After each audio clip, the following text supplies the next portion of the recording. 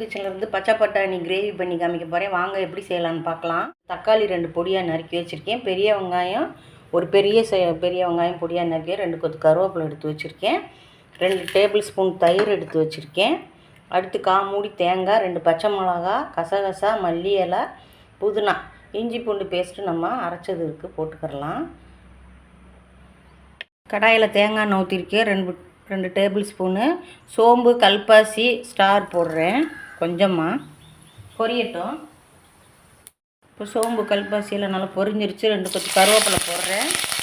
எடுத்து வச்ச வெங்காயம் பொடியாக நறுக்கி வச்சது போடுறேன். நல்லா ஒரு வதக்கி விட்டுருவோம். கொஞ்சம் கலர் மாதிரி வரட்டும். வெங்காயம் நல்லா கண்ணாடி பதத்துக்கு வெங்காயம் வதங்கியிருக்கு. இதில் நம்ம வந்து 1 ஸ்பூன் இஞ்சி பூண்டு பேஸ்ட்டு போட்டுருவோம். நல்லா வதக்கிடுவோம். பச்சை வாடை போகிற முடிய பச்சை வாடை போயிடுச்சு. இஞ்சி பூண்டு தக்காளி சேர்த்துருவோம். 2 தக்காளி பழமானதாக போடணும். இந்த கிரேவி வந்து சாதத்துக்கு, சப்பாத்திக்கு, நானுக்கு, குலாபுக்கெல்லாம் நல்லாயிருக்கும். இதுக்கு உப்பு போட்டுருவோம் தேவையான அளவு. இப்போ தக்காளி வதங்கிறதுக்கு தான் நான் உப்பு போடுறேன். கிரேவிக்கு அப்புறம் போட்டுக்கலாம். தக்காளி நல்லா வதங்கட்டும். கூலாக வரணும். வதங்கி தக்காளி நல்லா வதங்கிருச்சு. பட்டாணியை சேர்த்துருவோம். ஒரு 1/2 ஸ்பூன் மஞ்சள் பொடி போட்டிருக்கேன். காஷ்மீர் சில்லி பொடி ஒரு 1/2 ஸ்பூன் போடுறேன். இது நல்லா வதக்கி விட்டுருவோம். நல்லா வதங்கட்டும். இப்போ நம்ம எடுத்து வச்ச தயிரை சேர்த்துருவோம். இதில் நல்லா ஒரு கிண்டி விட்டுருவோம்.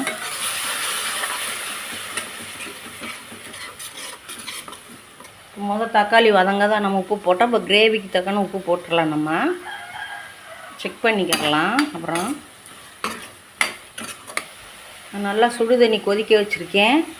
1 டம்ளர் ஊற்றுறேன் நான். நல்லா கொதிக்கட்டும் கிரேவி. இப்போ நம்ம தேங்காயெல்லாம் அரைச்சிட்டு வந்துடுவோம். ஓப்பன் பண்ணி பார்த்துடலாம். சூப்பராக கிரேவி வந்து நல்லா கொதிச்சுக்கிட்டு இருக்கு. இப்போ இந்த ஸ்டேஜில் நம்ம அரைச்சி வச்ச மசாலாலாம் சேர்த்துருவோம். கொஞ்சம் பவுலில் கழுவி தண்ணி ஊற்றிடுவோம். இப்போ இது நல்லா கொதிக்கட்டும். கொதித்து நல்லா எண்ணெய் பிரிஞ்சுன்னு வரட்டும். வற்றி மூடி வச்சுருவோம். ஓப்பன் பண்ணி பார்ப்போம். நல்லா கொதிச்சுக்கிட்டு இருக்குது. இந்த கொதிக்கிற ஸ்டேஜில் தான் நம்ம 1 ஸ்பூன் சோம்பு பொடி சேர்க்கணும். அப்போ தான் நல்லா வாசமாக இருக்கும்.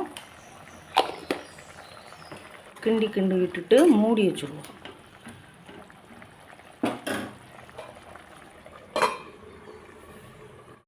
கிரேவி ஓப்பன் பண்ணி எண்ணெயெல்லாம் நல்லா பிரிஞ்சு வந்துடுச்சு.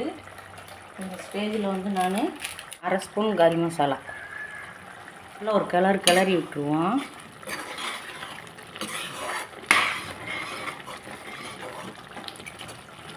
ஒரு கொதி நல்லா வரட்டும். அடுப்பை குறைச்சி வச்சுருவோம். ஓப்பன் பண்ணி பார்த்துருவோம். நல்லா எண்ணெயெல்லாம் பிரிஞ்சு வந்துருச்சு. அடுப்பை குறைச்சி வச்சுருக்கேன்.